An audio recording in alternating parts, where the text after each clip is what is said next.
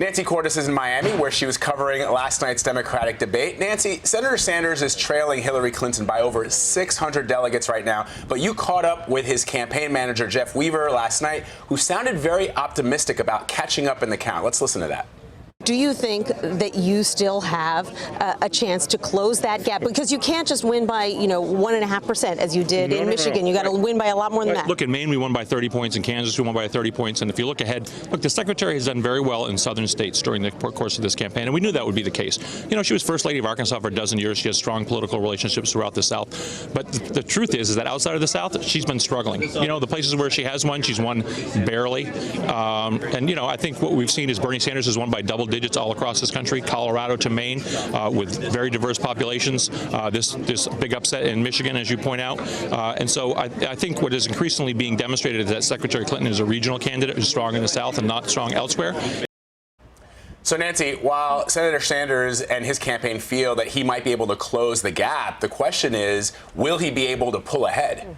Well, first of all, Hillary Clinton is not, as he argued, a regional candidate. She has won in Massachusetts. She won in Iowa. She won in Nevada. Those are all states that are outside the South. Certainly, the South has been her stronghold so far. And Sanders' strength going forward really depends on whether he is right that he can win big in the Midwest, and that the map is now shifting in his favor as more Midwestern and Western states start to vote.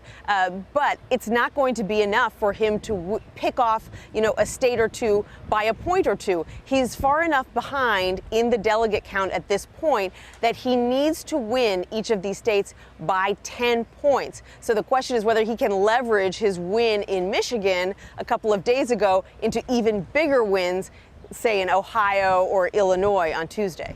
So let's look at his supporters. Where does he have to continue to make inroads? There's been a lot of talk about how Hillary Clinton is doing great with the African-American community, but Bernie Sanders is better with younger African-Americans.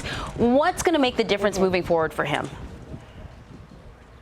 Well, here's what the Clinton campaign is arguing. They say that Sanders is pursuing a strategy where his campaign picks out a state here or there, goes big in that state, spends a lot of money on advertising, outspends the Clinton campaign, and pulls off a victory. The Clinton camp argues that Sanders is basically doing that for bragging rights, to show that he's still viable, to show his supporters that he's still got a path, and to keep raising money. So Tuesday will be a really big test of whether the Clinton camp is right.